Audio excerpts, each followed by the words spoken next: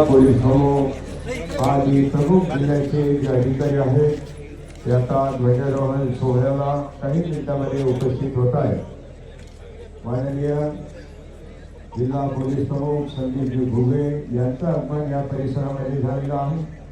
जिल्हा आपल्या सर्वांचं स्वागत आहे, सुस्वागत आहे। सन्माननीय खास या ठिकाणी आता जिल्हा शल्य चिकित्सक म्हणजे विक्रम सिंह कदम साहेब यांचा आगमन होत आहे। सर्व आलेले राजकीय शासकीय प्रशासकीय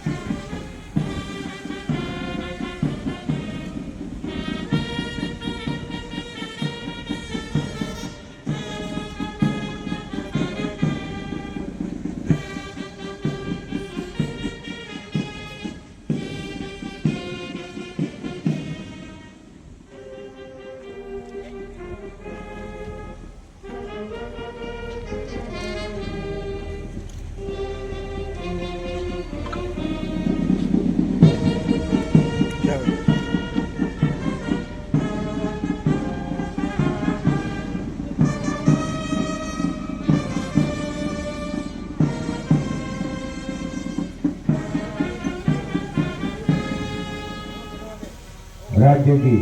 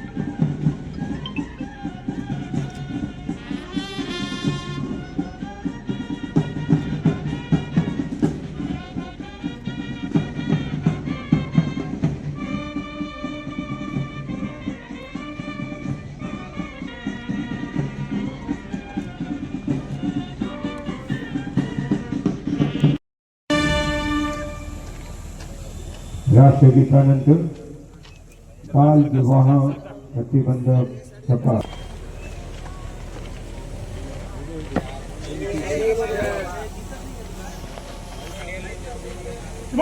परेड पर एक परेड कमांडर, एक सेकंड कमांडर, 15 ऑफिसर, 410 जवान हाजिर है। परेड आपके निरीक्षण के लिए तैयार है।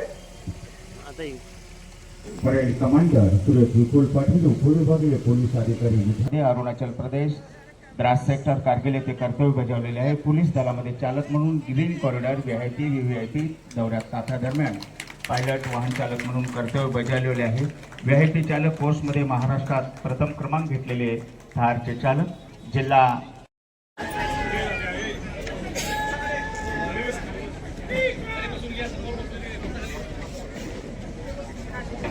महाराष्ट्रात नावलौकिकास पात्र असलेला सर्व अत्याधुनिक वाद्यासह सुसज्ज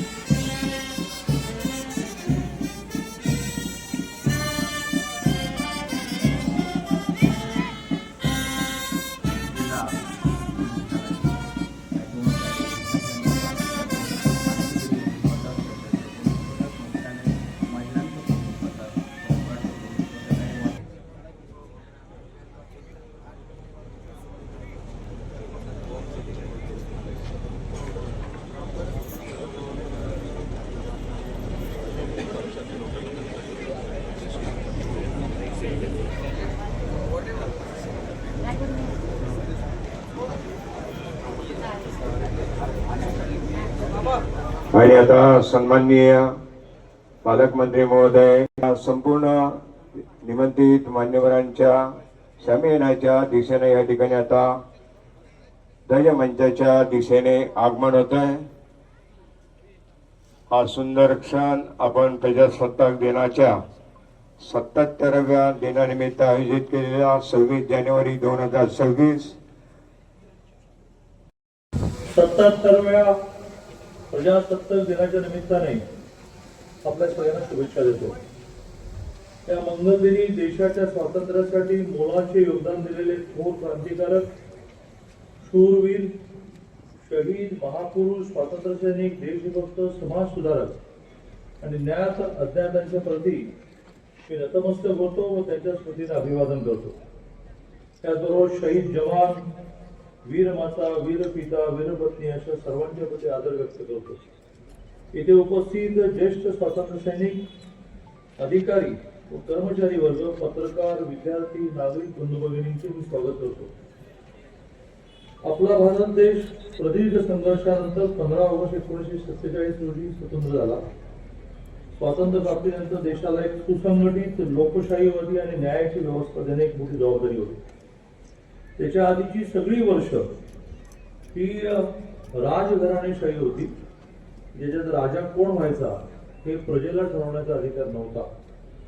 पण स्वातंत्र्यानंतर स्वाभाविकपणे लोकांसाठी राज्य आलं आणि ते राज्य चालवण्यासाठी एक संविधान, एक कॉन्स्टिट्यूशन, एक घटना, थोडक्यात नियमाची पुस्तिका तयार करण्याची आवश्यकता होती. आणि त्यासाठी भारतरत्न बोधिसत्व भारत डॉक्टर बाबासाहेब आंबेडकर यांच्या नेतृत्वाखाली एक घटना समिती झाली. 15 जणांच्या घटना समितीमध्ये त्याही वेळेला जो मूळ भारतीय गाभा आहे ती महिलेलाही बरोबरीचं स्थान. काळाच्या ओघामध्ये त्याच्यामध्ये विसंगती आली. मूळ गाभा जो महिलेला तिच्या कर्तृत्वाप्रमाणे बरोबरीचं स्थान, त्यामुळे 15 मध्ये 5 महिला सदस्य होत्या.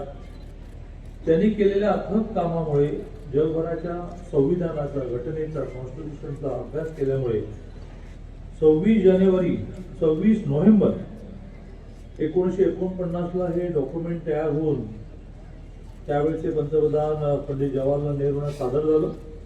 आणि त्यावेळेस 26 नोव्हेंबरला आपण भारतीय संविधान दिन म्हणून साजरा करतो. सगळी प्रोसेस पूर्ण होऊन 26 जानेवारी 1950 ला आपण संविधान स्वीकारलं आणि त्या संविधान स्वीकारलेला आता 77 वर्ष पूर्ण होत आहे. 26 जानेवारी या दिवसाचंही महत्व असं आहे की 26 जानेवारी 1930 रोजी आपण लाहोर अधिवेशनामध्ये संपूर्ण स्वराज्याची मागणी केली. या ऐतिहासिक घटनेचं स्मरण करून जो आपल्या परंपरा आणि पूर्वी घडलेल्या गोष्टी यांची आठवण ठेवतो तो भविष्य निर्माण करतो. ॲब्रप्ट 26 जानेवारी नाही, तर 26 जानेवारी 30 ला आपण संपूर्ण स्वराज्याची मागणी केली आणि त्यामुळे 26 जानेवारी 1950 हा आपण प्रजासत्ताक दिन म्हणून साजरा करतो. या घटनेमध्ये बाबासाहेब आंबेडकरांनी अशा प्रकारची रचना केली की पुढची 1000 वर्ष सुद्धा घटना बदलावी लागणार नाही. अतिशय सोप्या शब्दामध्ये काय झाल्यास काय करावे, काय झाल्यास काय करावे, काय झाल्यास काय करावे याचं मार्गदर्शन म्हणजे ही घटना आहे. राज्य म्हणजे काय, केंद्र म्हणजे काय, केंद्र आणि राज्यांचे संबंध काय असावेत, राज्याच्या अधिकारामध्ये केंद्राने ढवळाढवळ करू नये, परंतु केंद्राने दिलेली एकूण देशाची एकता म्हणून ती गाईडलाईन आहे, ती सगळ्यांनी मान्य करावी. मग निवडणूक आयोग म्हणजे काय, उच्च न्यायालय म्हणजे काय, सर्वोच्च न्यायालय म्हणजे काय, अशा प्रकारची सगळी रचना अतिशय उत्तम केल्यामुळे आपल्याला घटनेमध्ये कधी बदल करावे लागले नाही, घटनेमध्ये दुरुस्त्या कराव्या लागल्या. दुरुस्ती आणि बदल हे दोन वेगळे शब्द आहेत. दुरुस्त्या अनेक झाल्या, त्यातली स्वर्गीय अटल बिहारी वाजपेयींनी एक दुरुस्ती केली की संपूर्ण देशाच्या शिक्षणाच्या दृष्टीने महत्वाची आहे. सर्वांना शिक्षण कंपल्सरी, म्हणजे शासनाची जबाबदारी की सगळ्यांना शिक्षण दिलं पाहिजे आणि नागरिकांची जबाबदारी की त्यांनी आमच्या मुलांना शिकवलं पाहिजे, अशी एक दुरुस्ती झाली. म्हणजे मोदीजींच्या काळामध्ये 2-3 अशाच ऐतिहासिक दुरुस्त्या झाल्या, त्याच्यामध्ये महिलांना 33% विधानसभा आणि लोकसभेमध्ये प्रतिनिधित्व मिळालं. 2029च्या निवडणुकीपासून याची अंमलबजावणी होईल, त्याची पूर्वतयारी सुरू झाली. म्हणजे एका महाराष्ट्रामध्ये 288 आमदार असतील तर त्याच्यामध्ये 1/3 एवढी मोठी संख्या आता विधानसभेमध्ये महिलांची जाण्याचा कायदाच झाला. स्थानिक स्वराज्य संस्था, नगरपालिका, महानगरपालिकांमध्ये 50% आहेच, पण विधानसभा आणि लोकसभेमध्ये महिलांचं प्रतिनिधित्व 33% व्हावं यासाठी घटनेत बदल नाही, घटनेत दुरुस्ती झाली. सगळ्यात मोठी दुरुस्ती झाली ती 10% गरिबांना आरक्षण. आर्थिकदृष्ट्या मागासलेल्यांना शिक्षणामध्ये आणि नोकरीमध्ये 10% आरक्षण ही खूप ऐतिहासिक दुरुस्ती आहे. स्वर्गीय अण्णासाहेब पाटलांनी मराठा समाजाला आरक्षण मिळताना पहिला जो बेस मांडला तो आर्थिकच मांडला की मराठा समाजामधल्या गरिबांना तुम्ही आरक्षण द्या. ते आरक्षण मिळालं नाही म्हणून स्वर्गीय अण्णासाहेब पाटलांनी स्वतः गोळी लढून घेतली. हा एक मोठा संपूर्ण देशाला उपयोगी पडणारा घटनेमध्ये शेड्यूल कास्ट शेड्यूल ट्राईबला आरक्षण होतं. नंतर कायद्याने आपण ओबीसीला आणलं. कायद्याने आलेलं ओबीसी आरक्षण, घटनेने दिलं शेड्यूल कास्ट शेड्यूल आरक्षण. नंतर घटनेच्या दुरुस्तीनंतर आपल्याला 10% हे आर्थिक मागासचं आरक्षण मिळालं आणि गरिबांना या सगळ्या गोष्टी एकाजून सोयीच्या झाल्या. आपल्या जिल्ह्यामध्ये गेल्या वर्षभरामध्ये झालेले प्रगतीचे आकडे वाचून मी माझं आजचं भाषण पूर्ण करतो. प्रामुख्याने आपल्या जिल्ह्यामध्ये ज्या मुख्यमंत्री माझी लाडकी बहीणने संपूर्ण महाराष्ट्रामधल्या महिलांना एका अर्थाने आर्थिक सन्मान दिला, त्यात आपल्या जिल्ह्यामध्ये 6,99,976 महिला अशा आहेत की ज्यांच्या अकाउंटला दरमहा 1,500 रुपये यायला लागेल. महाराष्ट्रामध्ये 2,42,00,000 संख्या, त्यातल्या 1.5 कोटी महिला अशा की ज्यांच्या अकाउंटला रुपया पहिल्यांदा आला. लखपती दिदी त्याचं वार्षिक उत्पन्न ज्या महिलेचं 1 लाख क्रॉस झालं, अशा देशभरामध्ये 3 कोटी लखपती महिला करण्याचा माननीय मोदींचा संकल्प आहे. आपल्या जिल्ह्यामध्ये येवाना 1,39,938 दिदी त्या लखपती दिदी झाल्या. शौचालय आपल्या घराला नाही अशी स्थिती देशात राहू नये असं म्हणून जे अभियान 2014 साली सुरू झालं त्याच्याही आधी झालं. 2014 साली वेग घेतला. त्याच्यामध्ये जवळजवळ असं म्हणतात की शेवटची आपल्या जिल्ह्यातली 13,171 शौचालय पूर्ण झाली आणि आता शौचालय घराला स्वतंत्रपणे नाही असं जर असू शकत नाही. असं ती प्रशासनाची सगळ्यात मोठी हार आहे, पराभव आहे आणि ती नागरिकांनी पण लक्षात आणून देण्याची आवश्यकता आहे. माननीय पंतप्रधान महोदयांनी प्रत्येक घराला नळाने पाणी गेलं पाहिजे अशा प्रकारचा जो आग्रह धरला, त्याच्यामध्ये आपल्या जिल्ह्यामध्ये 726 नळ योजना पूर्ण झाल्या. एकूण 1,422 कोटी त्यासाठी खर्च झाले आणि त्याच्यामध्ये एकूण 4,59,048 घरं असतील. त्यातल्या 4,06,137 घरांमध्ये आता बाहेरून माझ्या बहिणीला, माझ्या वहिनीला, माझ्या आईला पाणी आणावं लागत नाही.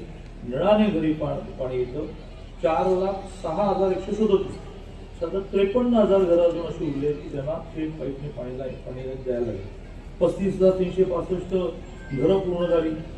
अशा अनेक गोष्टी ह्या गेल्या वर्षभरामध्ये झालेल्या आहेत आणि मला असं वाटतं की आपण सगळे मिळून आणि मोदीजींनी जे स्वप्न पाहिलेलं आहे की 2047ला देशाच्या स्वातंत्र्याला 100 वर्ष पूर्ण होताना देश आर्थिकदृष्ट्या क्रमांक 1 वर गेला पाहिजे. आज आपण क्रमांक 4 वर आहोत. मोदीजी पंतप्रधान झाले तेव्हा आपण 11व्या नंबरवर होतो. आता आपण जपानला मागे टाकला आहे. 2-3 वर्षामध्ये जर्मनीला मागे टाकू. मग मोठी लढाई किंवा मोठा प्रयत्न चायना आणि अमेरिकेला मागे टाकण्याचा तुम्ही आम्ही सगळ्या नागरिकांनी मिळून करण्याचा प्रयत्न आहे. त्या दृष्टीने आपल्या जिल्ह्याची आर्थिक स्थिती आता काय आहे तर आपल्या जिल्ह्यामध्ये आता ग्रॉस डिस्ट्रिक्ट डोमेस्टिक प्रॉडक्ट म्हणजे GDP हे 2021-22ला प्रति माणशी 67,844 होते. ही छोटी अमाऊंट कमी आहे. एक घर चालायला दरमहा किमान 15,000 रुपये असायला पाहिजे आणि म्हणून 28चं आपलं टार्गेट आपण सगळ्यांनी म्हणून ठरवलं पाहिजे की 1,77,743 हे प्रति माणशी उत्पन्न आपल्याला करायला लागेल. हा मोठा फासला आहे. त्यातून शेतीचं उत्पन्न वाढवायला लागेल. शेतीवरच्या प्रक्रिया उद्योग वाढवावे लागतील. इंडस्ट्रीमध्ये नवीन प्रोजेक्ट्स आणावे लागतील. पण जर आपल्याला या दिशेने जायचं असेल, देश क्रमांक 1 वर गेला आणि सांगली जिल्ह्याच्या माणसाला वर्षाला 50,000 भेटतात तर काय उपयोग आहे.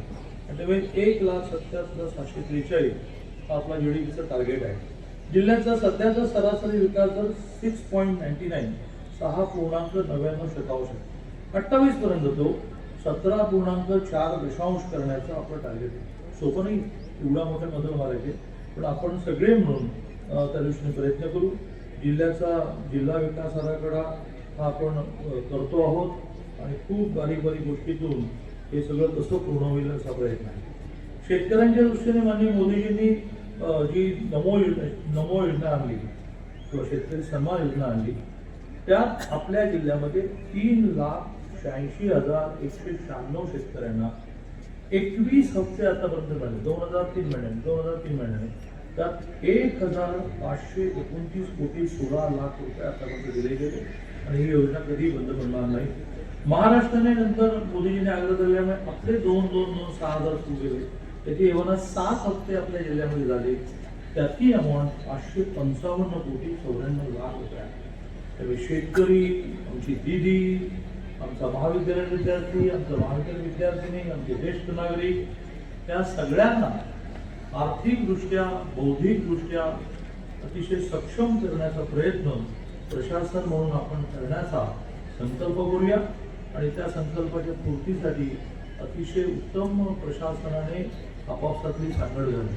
शेवटी नशाबंदी अभियान या बाबतीमध्ये मला आनंद व्यक्त करायचा आहे की केव्हा तरी 1 वर्षापूर्वी अशी स्थिती होती की इकडे स्टॉक सापडला, तिकडे स्टॉक सापडला. त्यातून बऱ्याच गोष्टी प्रशासनाला, पोलीस प्रशासनाला आव्हान करून बक्षीस देणे म्हणून सगळ्या गोष्टी आपण केल्या आणि सगळे सतर्क झाले. एक मी सगळ्यांना आग्रहाने म्हटलं की मुख्यमंत्री महोदय म्हणतात की बाकीची गुन्हेगारी पण टॉलरेट करू नकाच, बिलकुल करायची नाही, पण नशा या विषयामध्ये गुन्हेगारी तुम्ही टॉलरेट केली तर कधी तुमच्या घरामधला मुलगा आणि मुलगी ते सापडेल तुम्हाला कळणार पण नाही. तर या बाबतीमध्ये आपण स्ट्रिक्ट राहिलं पाहिजे असं आवाहन माननीय देवेंद्रजींनी केलं. त्याचा परिणाम म्हणून पुण्याच्या ज्ञानप्रबोधिनीच्या माध्यमातून 600 शिक्षकांना अतिशय सायलेंटली 600 शिक्षकांचं नशा आणि सेक्स एज्युकेशन या विषयावर प्रशिक्षण केलं. त्यांनी 2.25 लाख विद्यार्थ्यांपर्यंत हा सिलेबस पोहोचवाय. दर शनिवारी सकाळी 1 तास, दर शनिवारी 1 तास, मार्चपर्यंत हे टाइम टेबल आहे. 2.25 लाख विद्यार्थ्यांना यांना जो कंटेंट मिळाला नशाबंदी विषयामध्ये आणि सेक्स एज्युकेशन विषयामध्ये, तो मेसेज त्यांनी त्या 2.25 लाख जिल्हा परिषदेच्या शालेय विद्यार्थ्यांना पोहोचवायचा. याची खूप मोठी क्रांती आहे. त्यातून मुलं नशेपासून दूर राहतील.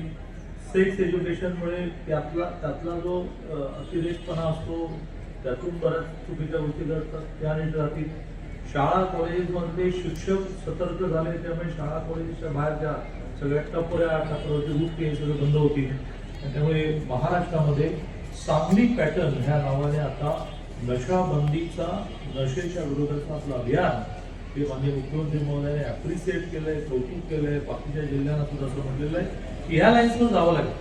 एका बाजूने दहशत, दुसऱ्या बाजूने प्रशिक्षण, तिसऱ्या बाजूने उपचार. आपण इथल्या गव्हर्नमेंट हॉस्पिटलमध्ये एक क्लिनिक पण सुरू केलं, कारण ड्रगमध्ये सापडलेला सहजासहजी बाहेर येऊ शकत नाही, तर ट्रीटमेंटच लागेल. असं 10 प्रशिक्षण आणि उपचार अशा तिन्ही मार्गाने आपण प्रयत्न करतोय. मी सगळ्यात शेवटी एक बालविवाह न करण्याची प्रतिज्ञा देतो. आपल्या सगळ्यांना विनंती आहे की आपला हात समोर करून आपण ही प्रतिज्ञा घ्यायची आहे. आम्ही सांगली जिल्हावासी अशी प्रतिज्ञा करतो की आम्ही मुलींचे लग्न 18 वर्षाच्या आत व मुलांचे लग्न 21 वर्षाच्या आत करणार नाही. आम्ही बालविवाहाच्या कोणत्याही कार्यात सहभागी होणार नाही. तसेच बालविवाहास प्रत्यक्ष अप्रत्यक्ष मदत करणार नाही. बालविवाहाने मुला मुलींच्या शैक्षणिक, सामाजिक, मानसिक तसेच शारीरिक आयुष्यावर दुष्परिणाम होतात. तसेच शारीरिक आयुष्यावर दुष्परिणाम याची आम्हाला जाणीव आहे. बालविवाह हा कायदेशीर गुन्हा असून त्यासाठी तुरुंगवासाच्या शिक्षेची तरतूद आहे हे आम्हास माहिती आहे. बालविवाहाची माहिती मिळाल्यास आम्ही चाइल्ड हेल्पलाईन 1098 या क्रमांकावर ताबडतोब संपर्क करू व प्रशासनास सहकार्य करू. आम्ही आमच्या मित्रात, नातेवाईकात, गावात बालविवाह होणार नाही याची दक्षता घेऊ. सर्वांचा एकच नारा, बाल विवाह मुक्त सांगली जिल्हा सारा. जय हिंद, जय महाराष्ट्र. आदरणीय पालकमंत्री महोदय यांनी शुभेच्छा देऊन आपलं मनोगत